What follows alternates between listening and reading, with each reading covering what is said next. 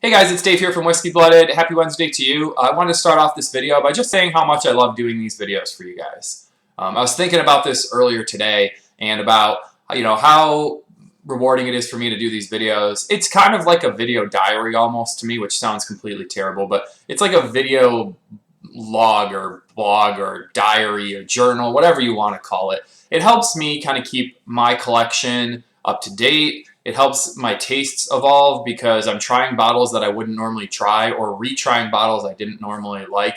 It kind of helps me not just stick to one or two drinks that I like. So it helps me, and I hope it helps you guys. I hope you find some value out of these reviews. Even if we don't agree on every single bourbon, that's the best part about bourbon and whiskey is that some people like Scotch, some like bourbon, some like rye, some like high wheat content, some like high rye content, some like high corn content. Everyone's going to do something a little bit different. We don't have to like the same foods and we don't have to like the same drinks, but if we're drinking bourbon or whiskey straight, we probably have somewhat similar tastes and we can compare what we think about them. So thank you. I have a couple things to do here after this video, so I'm going to keep this a short and sweet video and bring you guys what we're reviewing here today, which is Old Grandad 114, which is actually, there we go, which is actually not that easy to find where we're at, but when I see a couple bottles of it, I pick it up. If I remember correctly, I think I paid about $35 for this bottle. It's a short stout style bottle, so it's not very big, but it's a little bit shorter than a normal bottle, but it's nice and fat. It's obviously 114 proof, like the label says. That comes out to, I think, 57% alcohol by volume. This is a Kentucky straight bourbon whiskey with, let me just make sure, no age statement if I remember correctly. No age statement. So it's bottled in Frankfort, Kentucky by the Old Grandad Distillery Company. So good price, about $35. Kind of decent looking bottle, a little old school looking, but they also make a couple cheaper bourbons. And this one's a little bit more. So I've already poured myself some here because I've just tried a little bit of it to refresh my memory before I did this video. So let's look at the true color here. Oops, would help if I did it this way. So, we've got a pretty dark, I would say this is a rosy amber hue, like a dark copper. It's got a good color to it for being something that has no age statement. I'm going to put this one between 4 and 6 years, probably closer to the 6-year mark. So let's go through the nose, guys. You know what? This nose is a lot better than I remember it. Not that it was bad before, but this has really opened up as I've let this bottle sit for probably 6 months.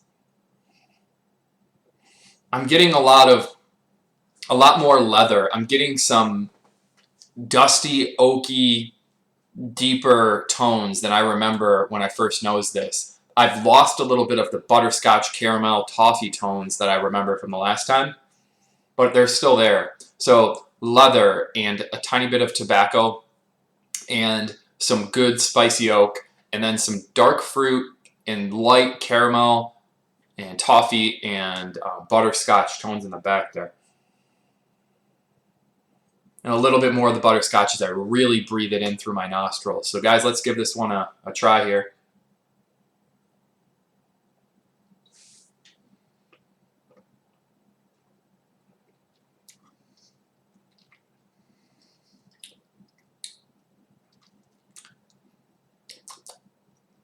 Little kick there.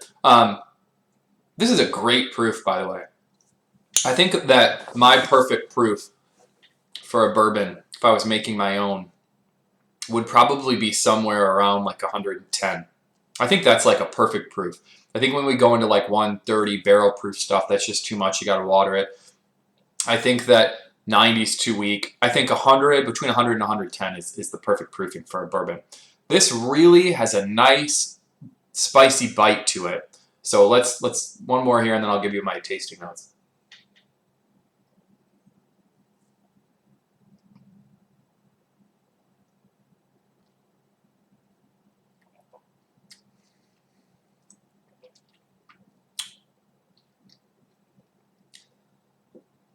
So right up front, there's some of that butterscotch and toffee.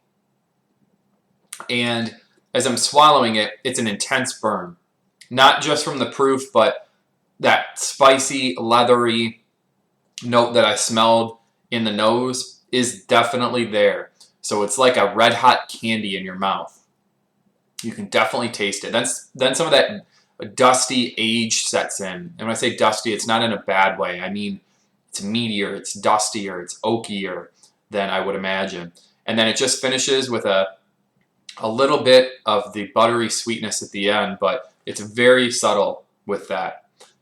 I think that this is a pretty good bourbon for the price range. Actually, you know, I might buy a couple more of these. It's a little better than I last remember it. So because of that, I'm actually going to do the score right now. I'm going to write my score down. I didn't have it, you know, pre-scored. So I'm going to give this one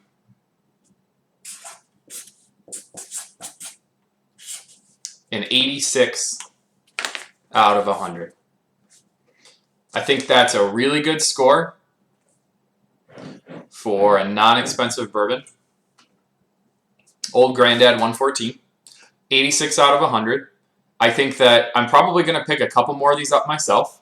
This might be kind of a backup drinker to my normal drinker, which is either Elijah Craig, or I've been doing a lot more Maker's 46. So I think that this is a great bottle. 86 out of 100. I would recommend you pick a couple of these up. Keep them around your house. They're infinitely better than the other Old Granddad products. So make sure you try this one. If you haven't tried Old Granddad, don't start with the cheap stuff, because it's not as nearly as good as this one.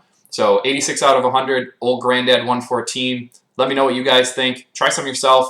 Next couple weeks coming up, I'll have a couple new bottles actually that are being shipped to me. So look out for something new. Thanks guys, and once again, thank you as always for joining and watching the channel. Have a great one.